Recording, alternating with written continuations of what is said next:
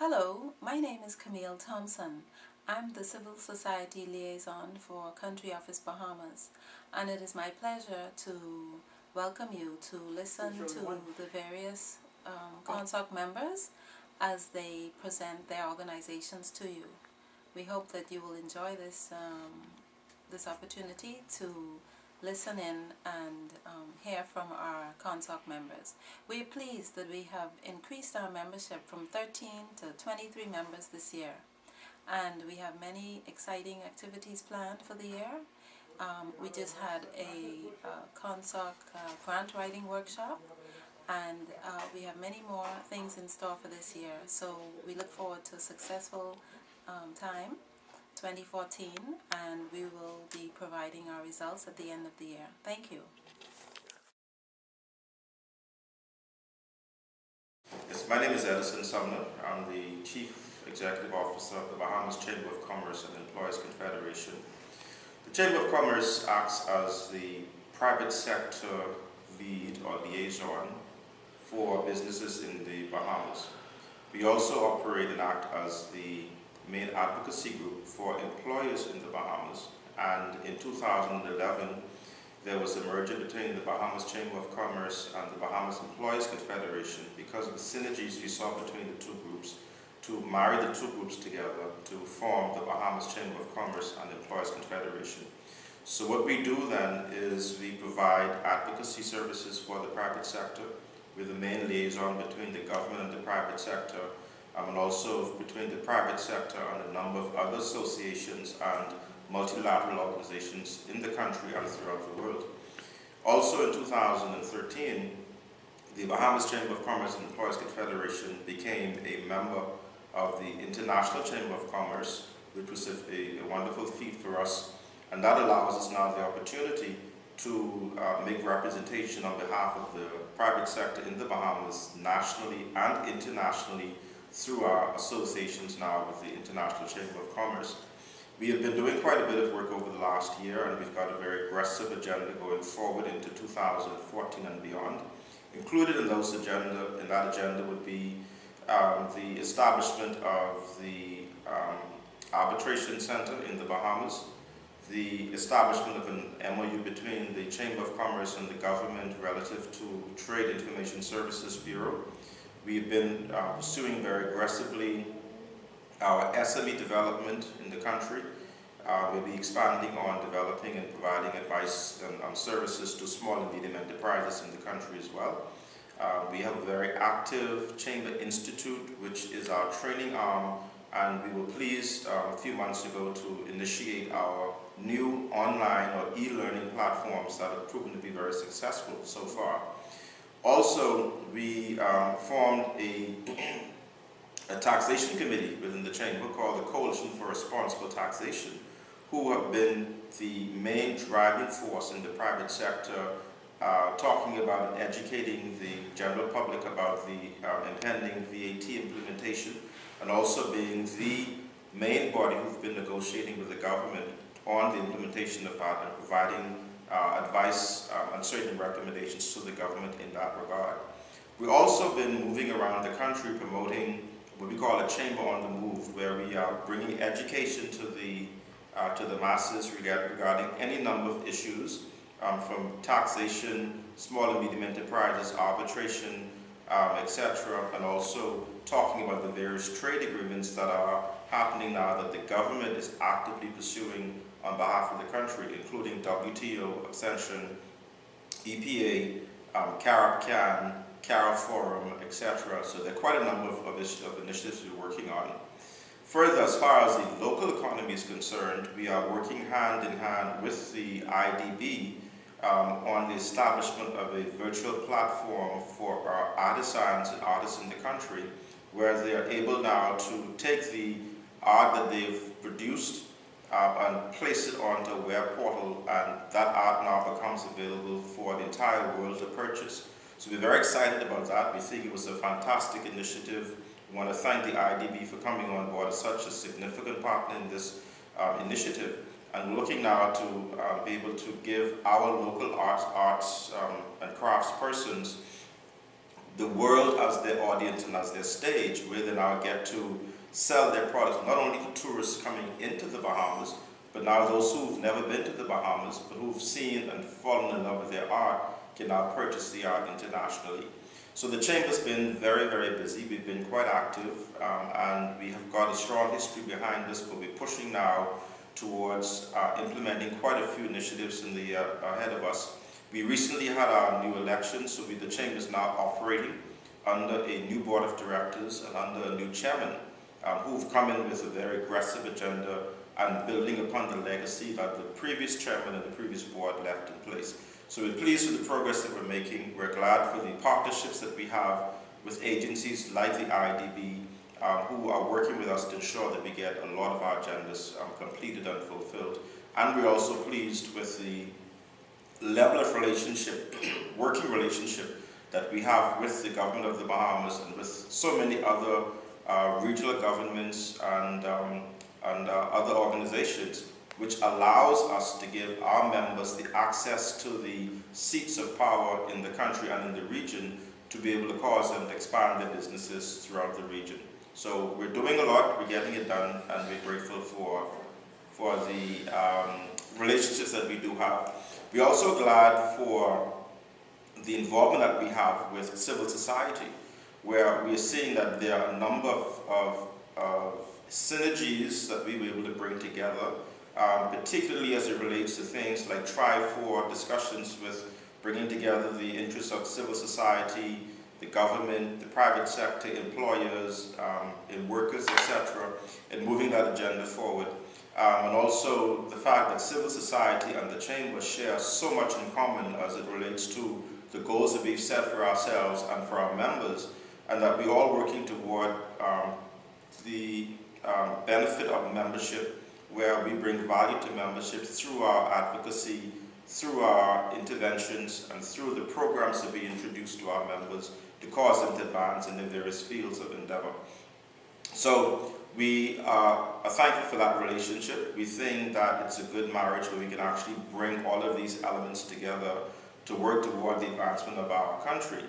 In that vein, we also talk about civil society, the Chamber, the government, and others being involved in the development of the National Development Plan for the country. A very important initiative where we're seeing that all of the leads from the private sector, from civil society, from the government, from the workers, etc., are coming together in a fantastic collaboration with the government to bring advice and certain guidance on how we think the development plan ought to look from a private sector's perspective, and being sure that we all have the buy-in to this plan that we need to ensure that it works. It's a 30-year plan. It's going to affect all of us. But if we are involved in the plan at the outset of the development of the plan, then we are sure that we're going to work with the government throughout the life of the plan to be sure that we achieve all of the objectives that we've set for ourselves. So we're doing well. We're thankful for the relationships. And the Chamber of Commerce, the Bahamas Chamber of Commerce, is very pleased to be able to be involved in these processes.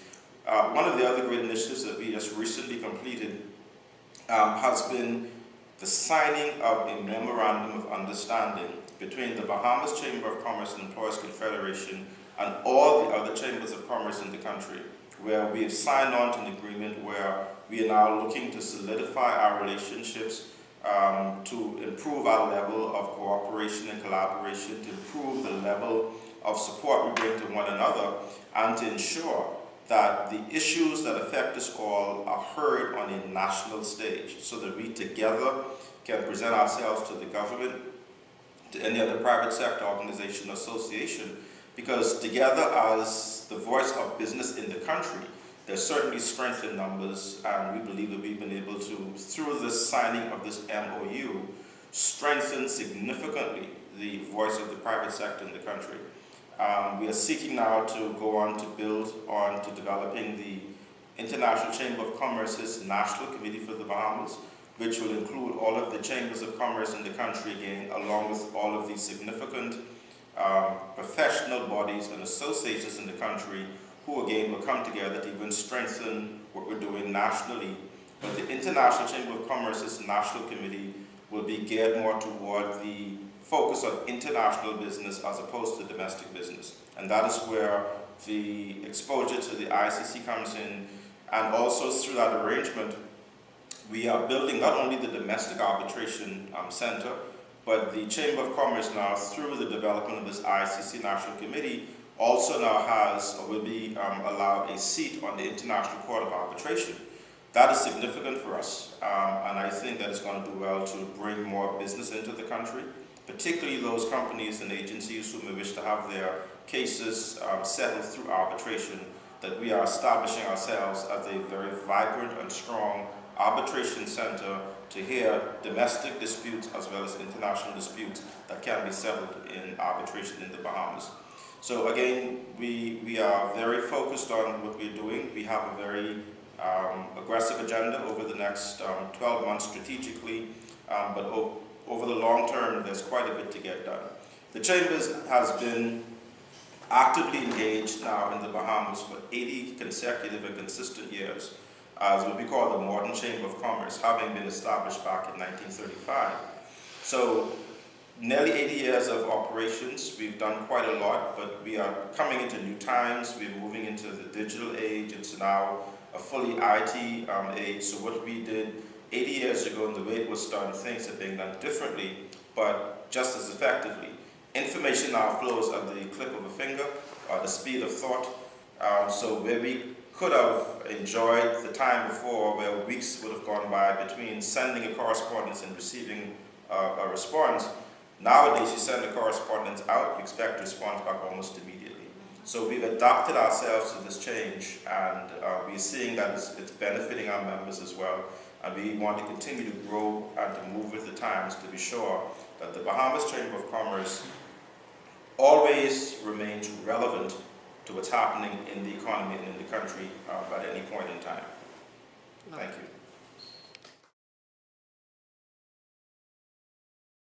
Hi, I am Jennifer Isaacs Dotson, and I am the Secretary General of the National Congress of Trade Unions Bahamas and the first Vice President of the Union of Tertiary Educators of the Bahamas.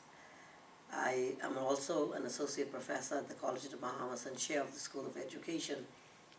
The National Congress of Trade Unions Bahamas is the recognized voice of labor in the country. It was formed in 1995, and our current president is Brother John Pinder, who also serves as a member of CONSOC. The National Congress of Trade Unions is made up of a number of affiliates and observer unions, and we represent really the voice of labor in the country. So any concerns when it comes to the trade union movement, the National Congress of Trade Unions speaks out on those events.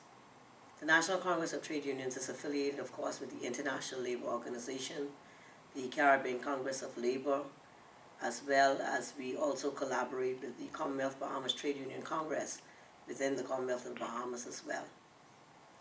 The National Congress of Trade Unions Bahamas also has a Labour College, and the Labour College is responsible for providing labour education in the Commonwealth of the Bahamas. It is our aim and objective to ensure that every worker is educated and knows what their rights are in the workplace, know about occupational safety and health, which is the buzzword in labour right now, and also to be aware of where the trade union movement came from and the importance, of course, of continuing the movement and the importance of it to the national development of the country.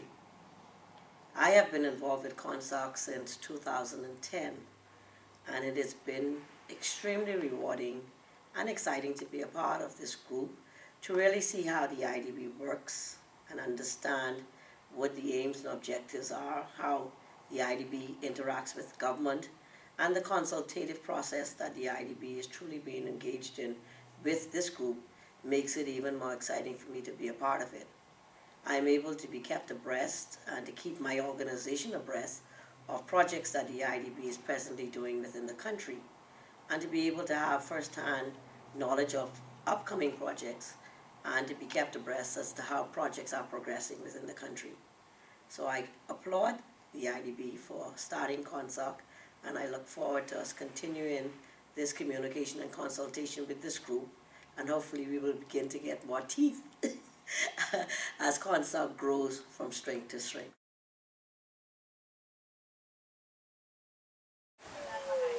I'm Eric Carey. I'm the Executive Director of the Bahamas National Trust. And we are a statutory non-government organization with responsibility for the management of the Bahamas' national park system. And that aspect of it is obvious but from the point of view of people that we work with through partnerships. We work a lot with communities. Over the past, I mean, the trust is more than 50 years old, but really I would say in the past 10 years we've started placing a lot of emphasis on working with especially local people in local communities, making sure that they become really virtual stakeholders in the process of determining what happens in and around national parks within their communities.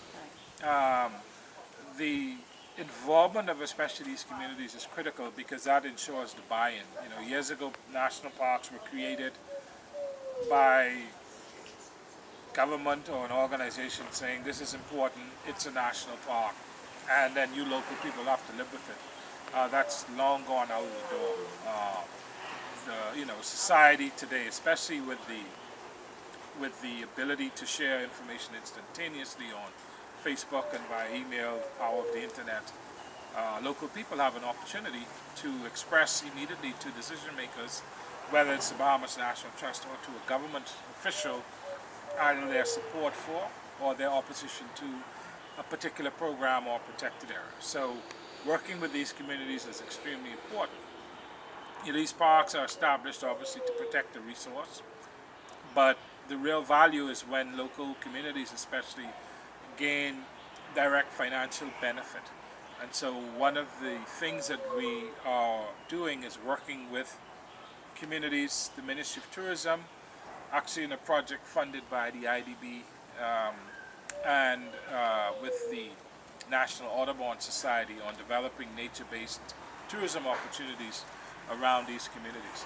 And that shows the real social benefits, socio-economic benefits of these national parks. So our partners are government, our partners are communities, our partners are formal community-based organizations. As an example, we work with Friends of the Environment in Abaco, which is a local environmental organization. Nature's Hope in South Andros also focus on the environment, and Andros Conservancy and Trust in Central Andros, and there is one also in St. Salvador, the St. Salvador Living Jewels Foundation. And so we make it a point to, when we go into these communities to work, ensure that there is an effective interface with these communities, because again we're looking for buy-in for our programs. The top-down approach coming from Nassau, going to an island, long gone. People don't warm up to that.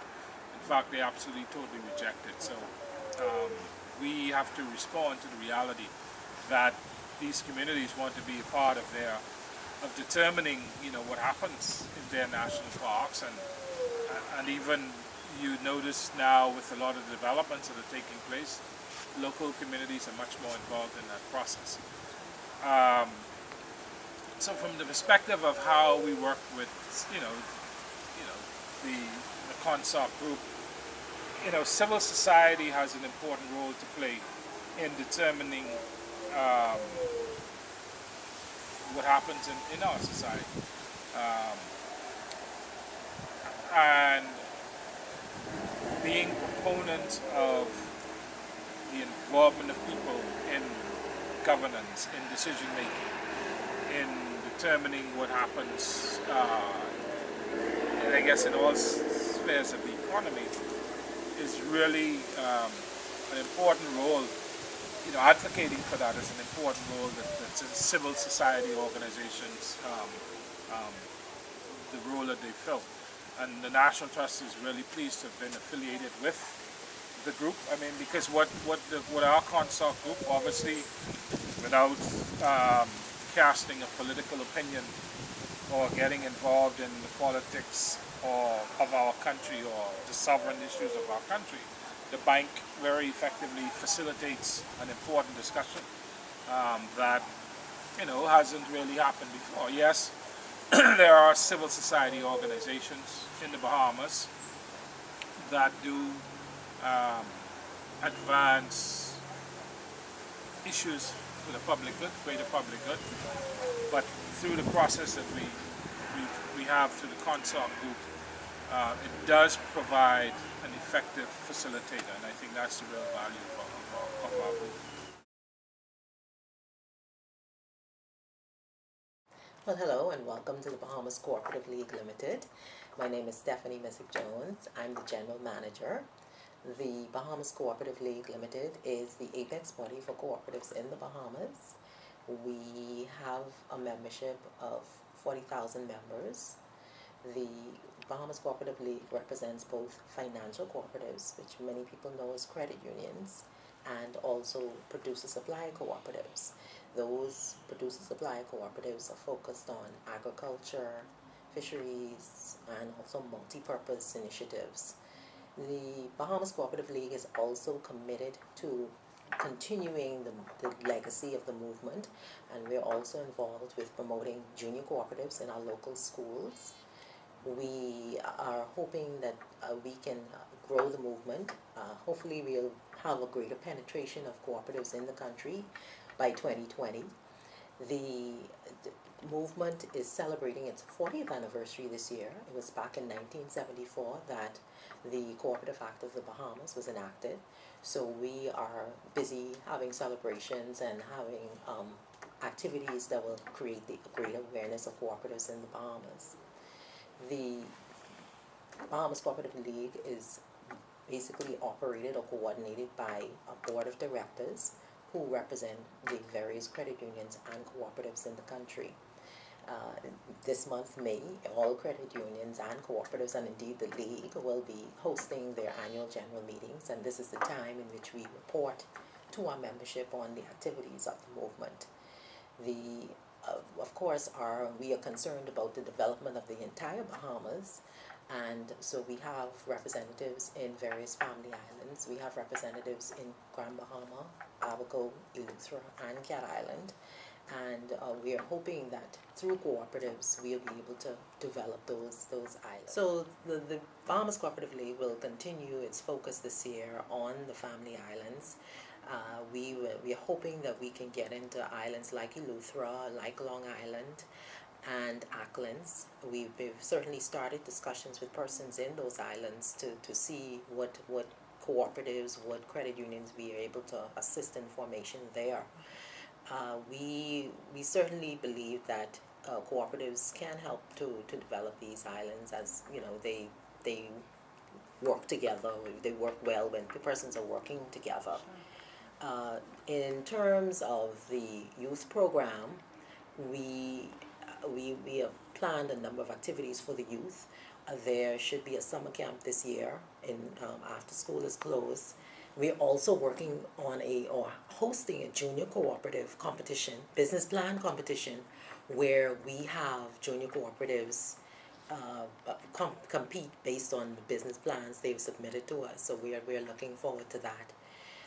In addition, we are hoping that we can increase the awareness of cooperatives by increasing our marketing.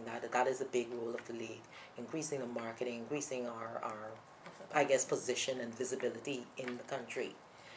Now, in terms of civil societies, well, we certainly value our participation in civil societies, Bahamas at IDB, as it allows us to learn about what is going on in the country, share that information with our members, and it also enables us to participate in programs that will help develop cooperatives as well as the country. So we look forward to our continued participation in civil societies. Hello, my name is Christopher Hicks. I'm the current president of the Bahamas National Youth Council. Having been established in 2006, this organization's first annual general meeting gave birth to our motto, Many Islands, One Voice. Since that meeting, the Bahamas National Youth Council has endeavored to be the voice that speaks on behalf of the youth to our government, and when called upon, throughout the Caribbean and the world. We currently have nearly 20 youth organizations that are represented at our General Assembly, including but not limited to the Anglican Diocese of the Bahamas, Pathfinders of the Bahamas, the Methodists of the Bahamas, the youth arms of the different political parties here in the Bahamas, and the Union of Students for the College of the Bahamas, just to name a few. These representatives from these organizations have different beliefs, social, economic, and educational backgrounds. But when we sit at the table of the BNYC, it is for one reason: the betterment of all youth throughout the islands of the Bahamas. In the past, the Council has executed projects such as turning houses into homes, where we solicited sponsorship from corporate Bahamas, added some youth power, and we were able to help an inner city house feel more like a home for that family. Addressing some of the social ills that our youth face, we hosted Carib Me Carib, which included events such as Caribbean Youth Day and a host of seminars, movie nights, and other events, purposed at bridging the cultural divide for fostering greater understanding between people of different nationalities, especially those in the Caribbean. We plan to continue addressing these social ills through an initiative called Unite for Peace that will include public service announcements and peace fairs, among other events. We will host our second business forum, aimed at giving high school students a more down-to-earth view of the world that they are about to enter into.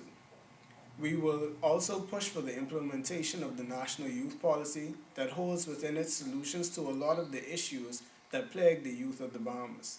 This policy, put together by the hard-working members of the policy team, will act as the government's promise to the nation to make it a better place for its youth. The Bahamas National Youth Council is and always will be an agent for the betterment of this country through the betterment of its youth, all youth, from all our islands and from all various backgrounds. Thank you.